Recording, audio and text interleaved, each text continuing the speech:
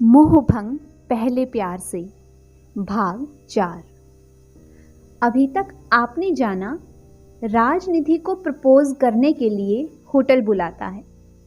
वो जैसे ही अपने दिल की बात निधि के सामने रखता है तो निधि उसे रिजेक्ट करके चली जाती है।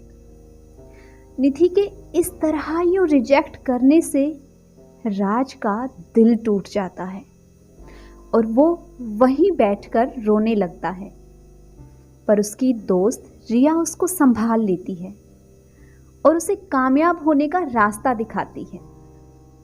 राज की बहन आरती और आकाश की कोर्ट मैरिज हो जाती है और आरती दुल्हन बनकर आकाश के घर में प्रवेश करती है।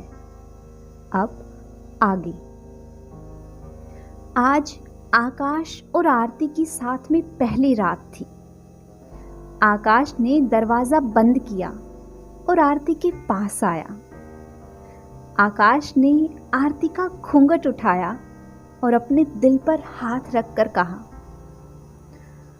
ओफो, कितनी मुश्किल से तुम्हारे पास आया हूं। मैं ही जानता हूं, पता नहीं भाभी और चाची को क्या हो गया है। सारे काम उन्हें आज ही याद आ रहे थे। मुझे तुम्हारे पास आने ही नहीं दे रही थी। खैर छोड़ो, तुम बहुत सुंदर लग रही हो, बिल्कुल कयामत। बोलते हुए आकाश आरती का हाथ अपने हाथों में ले लेता है।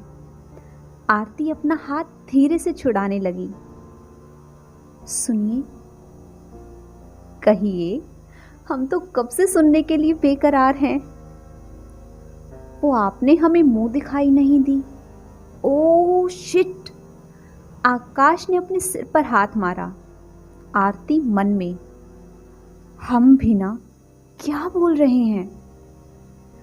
आकाश ने अपनी जेब से एक बॉक्स निकाला और उसे खोलकर कंगन निकालकर आरती के हाथ में पहनाने लगा। अचानक आरती ने हाथ हिला दिया और कंगन नीचे गिर गया। आरती ने अपने कान पकड़ लिए। सॉरी आकाश, शायद मच्छर ने काट लिया था। आकाश आरती का हाथ देखने लगा।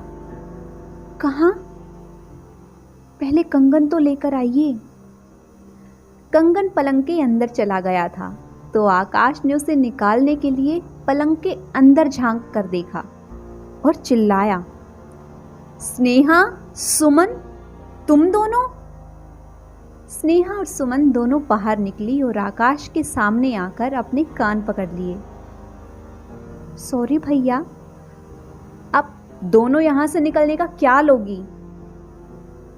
कुछ नहीं, हम तो भाभी से भी शर्त हार गए हैं। आकाश आरती की ओर घूमा। तुम्हें पता था? भैया, भाभी को मत डांटो। हमने उन्हें आपकी कसम दी थी कि वो आपको कुछ नहीं बताएंगी, पर भाभी बहुत तेज हैं। उन्होंने बिना बताए ही हमें पकड़वा दिया। फिर स्नेहा ने दरवाजा खोला और सुमन के साथ बाहर निकल गई। आकाश ने दरवाजा बंद कर दिया और आरती के पास आया। सबने सुबह से परेशान कर दिया है यार, मेरे सिर में दर्द होने लगा है। आकाश तकिए पर सिर रखते हुए बोला। आरती आकाश के सिर को हल्के हाथों से दबाने लगी। आकाश को बहुत अच्छा लगा। उसने आरती का हाथ अपने हाथ में ले लिया। क्या हुआ? आपको अच्छा नहीं लगा? आप आंख बंद करके सोने की कोशिश करिए, आपको अच्छा लगेगा। तो आकाश को कब नींद लग गई पता ही नहीं चला। उधर राज अपनी पढ़ाई में लगा रहता है। सारा दिन कमरे से बाहर नहीं निकलता था।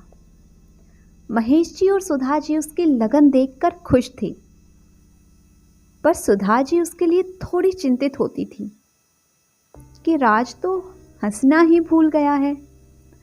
तब महेश जी उन्हें समझाते कि शादी होने के बाद सब ठीक हो जाएगा, अभी उसे पढ़ाई में मन लगाने दो।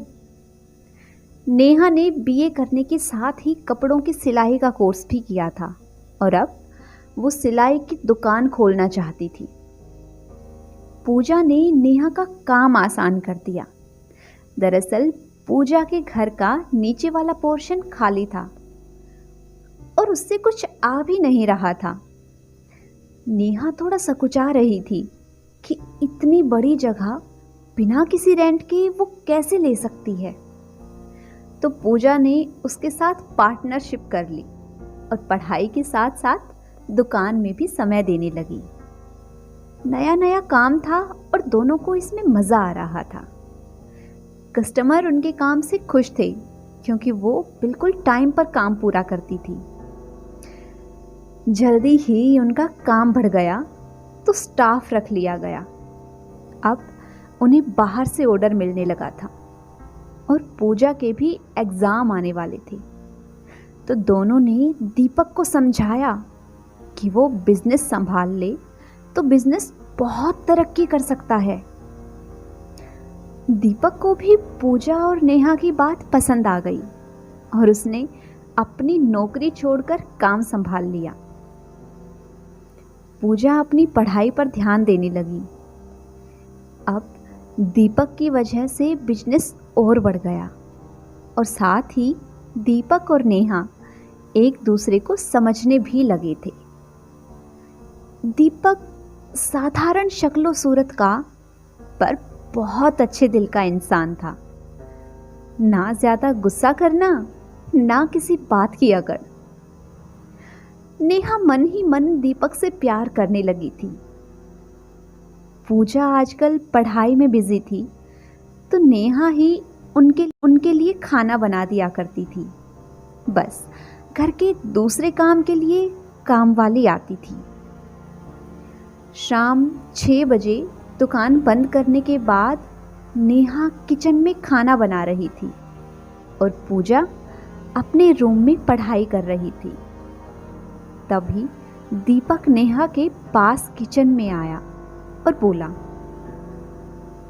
नेहा, तुमसे कुछ बात करनी थी। हाँ बोलो ना दीपक। वो मुझे कमरे में पेंट करवाना था तो तुम कलर सेलेक्ट कर लेना। बस यही कहना था? हाँ और क्या। फिर नेहा ने कुछ नहीं कहा। उसे लगा था कि दीपक शायद उससे प्यार करता है। कुछ दिन से नेहा को ऐसा लगता था कि दीपक कुछ कहना चाहता है। नेहा ऐसा सोच रही थी तो ये कोई गलत नहीं था। दीपक सच में अपने प्यार का इजहार करना चाहता था, पर इसीलिए रुक जाता था कि नेहा इतनी खूबसूरत है और वो इतना साधारण। कहीं नेहा ने उसे रिजेक्ट कर दिया और अपनी दोस्ती भी तोड़ ली तो दीपक बिल्कुल टूट जाएगा। कहानी बेहद रोमांचक होती जा रही है। आगे कहानी में क्या होने वाला है जानेंगे कहानी के अगले भाग में। तब तक अगर आपने इस कहानी के पिछले भाग नहीं पढ़े हैं तो चैनल पर विजिट करके ज़रूर पढ़ लें। अगर आपको आज की ये कहानी पसंद आई है तो वीडियो को लाइक कीजिए, शेयर कीजिए और अगर आपने अभी तक इस चैनल को सब्सक्राइब नहीं किया है तो ऐसी ही मज़ेदार कहानियाँ सुनते रहने के लिए चैनल को जल्दी से सब्सक्राइब कर लें। Thanks for watching.